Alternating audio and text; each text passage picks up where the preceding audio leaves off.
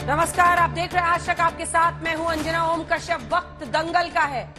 दिल्ली में चुनावी बादल छाए तो कूड़े के पहाड़ पर जुबानी बिजलियां गिरने लगी हैं। एमसीडी चुनाव की तारीखों का ऐलान भले ही ना हुआ हो, लेकिन राजनीतिक पार्टियों ने तैयारियां तेज कर दी है। इस बार लड़ाई कूड़े के पहाड़ पर होनी है, वो कूड़े का पहाड़ जिससे पूरी दिल्ली बेहाल है। लेकिन हर बार पहाड़ से निकलने वाली दुर्गंध सियासी गलियों में जाकर दम तोड़ देती है। ना ये पहाड़ खत्म होता है, ना ही ये सियासत। इस बार मोर्चा अरविंद केजरीवाल ने संभाला है, जिन्हें घेरने के लिए बीजेपी ने पूरी कमर कस ली। आज हम चर्चा करेंगे आखिर ये कूड़े का पहाड़ खत्म क्यों नहीं होता। हमारे साथ जुड़ेंगे कई खास मेहमान, लेकिन उससे पहले ये रिपोर्ट।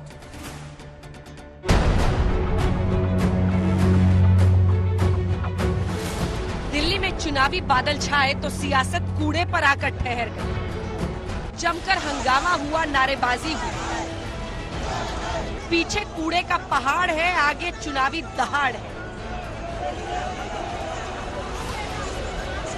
अभी हम गाजीपुर के कूड़े के पहाड़ पे खड़े हैं। इतनी बदबू आ रही है, आप लोग देख रहे हैं। यहाँ से आसपास कई किलोमीटर तक जो लोग रह रहे हैं, आप सोच सकते हैं कि उनका क्या हाल होगा। और केवल ये कूड़े के पहाड़ नहीं, पूरी दिल्ली के अंदर गली गली में चले जाओ, आप सड़कों के ऊपर चले जाओ, चारों तरफ कूड़ा ही कूड़ा है। तो 15 साल के अंदर भारतीय जनता पार्टी ने दिल्ली को 3 बड़े बड़े कूड़े के पहाड़ दिए और गली गली के अंदर पूरी दिल्ली को कूड़ा घर बना दिया इन लोगों ने। एमसीडी चुनाव में अब सबसे बड़ा मुद्दा ये कूड़े का पहाड़ होने वाला है, जिसकी शुरुआत आम आदमी पार्टी ने कर दी।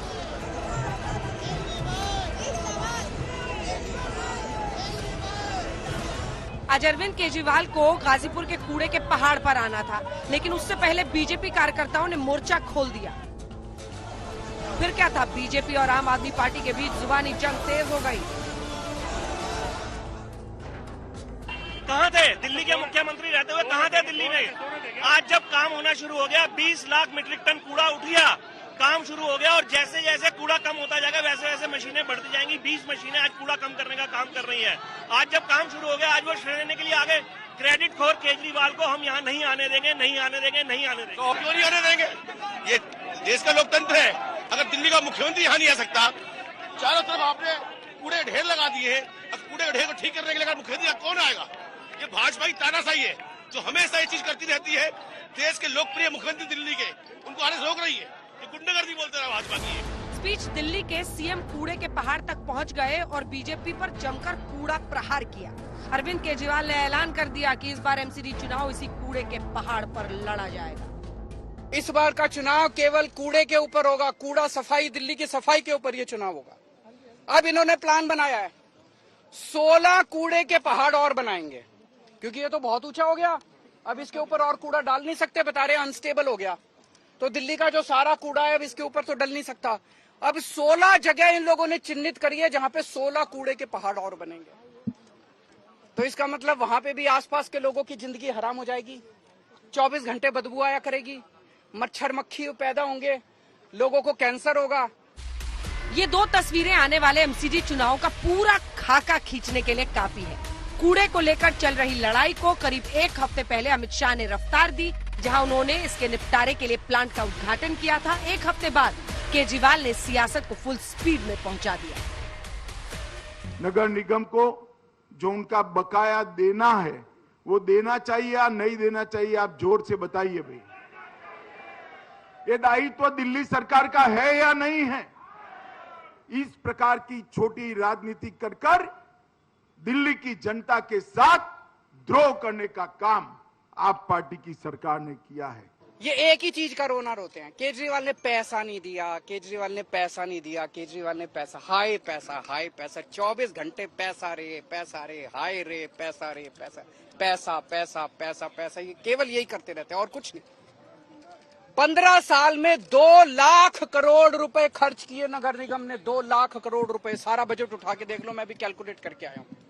15 साल में 2 लाख करोड़ रुपए बीजेपी ने खर्च किए। कहां गए सारे पैसे? मुद्दा सिर्फ कूड़े का पहाड़ नहीं है, जमीन पर उसने पहाड़ का रूप ले लिया है। तो नदियां भी झाग बनकर तैर रही हैं। और जब छठ पूजा की तैयारी होती है तो हर साल ये मुद्दा गर्म हो जाता है। फिर एक दूसरे पर आरोप लगाने का खेल शुरू हो जाता है। सिलिकॉन डिफोमर, आप नाम पढ़िए, ये सिलिकॉन डिफोमर है। अगर हमने इसका पता करने की कोशिश की कि सिलिकॉन डिफोमर आखिर होता क्या है, सिलिकॉन डिफोमर अपने आप में एक तरीके से प्रदूषण आप दोबारा भेज रहे हैं यमुना नदी में। यानी फोम को हटाने के लिए जिस केमिकल का इस्तेमाल किया जा रहा है वो दोबारा ये जो झाग वाली यमुना नदी है उससे फोम तो हटा देगा, लेकिन उसमें एक अलग किस्म का प्रदूषण, एक अलग किस्म का जहरीला पदार्थ छोड़ देगा। केमिकल डालने का क्या एनजीटी परमिशन देता है? यमुना जी में केमिकल डाल करके आप कितना बड़ा जहर परोस रहे हैं, क्या ये एक्सेप्ट है? तो मैं समझता हूं आज तक के थ्रू जो भी देख रहे हैं ये सच्चाई तो आश्चर्यचकित करने वाली है कि एक जहर को छुपाने के लिए दूसरा केमिकल का जहर डालना ये एक लीगल ऑफेंस है, आपराधिक कृत्य है। हम इसका एफआईआर भी कराने जा रहे हैं और ये सब कुछ जब्त करके एनजीटी को देंगे। इस सियासत के बीच कूड़े की समस्या से दिल्ली दो चार है और न ही कूड़े का ढेर हटा है, जिसकी सड़न सियासी गलियों में जाकर दम तोड़ देती है। कुमार कुणाल, राहुल गौतम और अमित भारद्वाज के साथ आज तक ब्यूरो।